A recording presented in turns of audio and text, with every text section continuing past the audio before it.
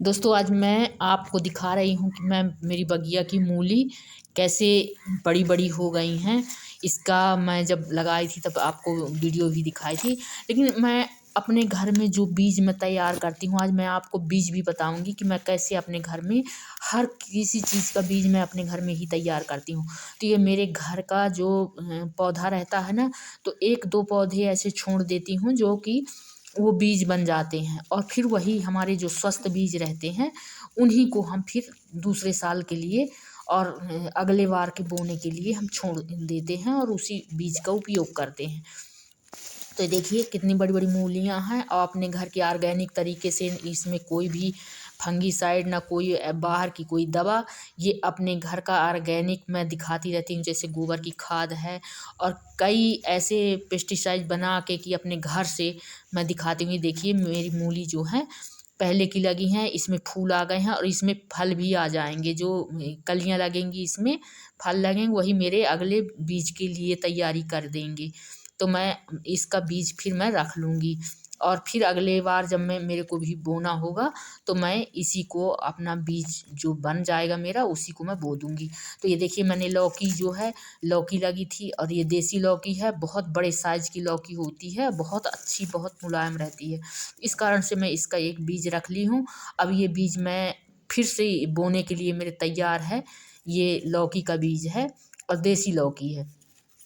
दोस्तों देसी लौकी जो होती है उसका टेस्ट दूसरा रहता है, अच्छा रहता है। और ये गिलकी जिसको बोलते हैं, नेनुआ, गिलकी और रेरुआ भी बोलते हैं, तो वही है। ये मैंने छोड़ दिया था, इसमें दाने भी हैं, तो उसी को छोड़ दिया था। और वही मेरे देखिए आप कैसे,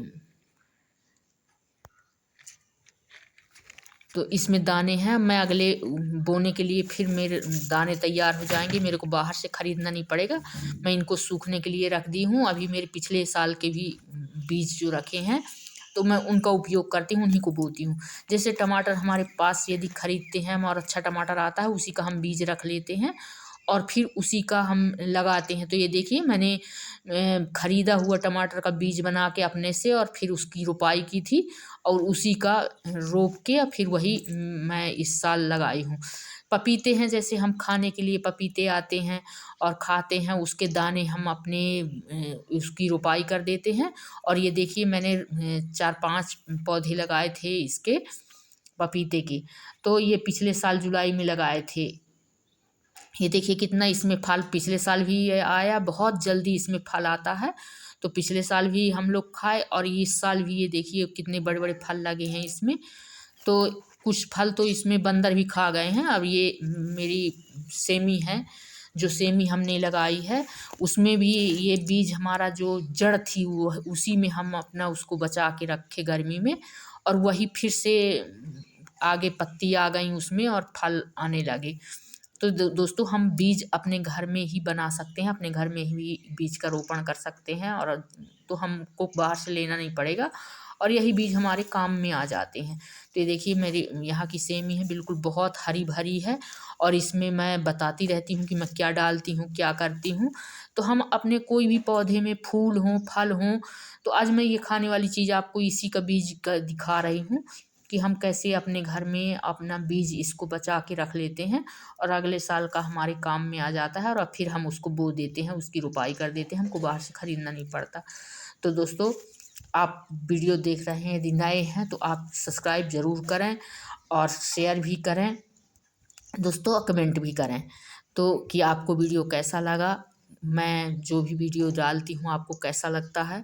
तो ये देखिए मैं अपने बगिया में थोड़ी थोड़ी चीज़ हर चीज़ लगाती रहती हूँ, और फिर वो हमको अपने बगिया का खाने का हार्वेस्ट करने का आनंद ही दूसरा रहता है कि हम अपने से हार्वेस्ट करके निकालते हैं और फिर बनाते हैं उसको। तो उसका थोड़ा दूसरा रहता है कि हमारी बगिया हरी भरी दिखे, और हम अपने बगिया में हर पौधा लगाएं, जो छोटे छोटे पौधे हैं, कोई भी चीज़ है जो हमारे रोज़मर्रा के लिए ज़रूरत पड़ती है।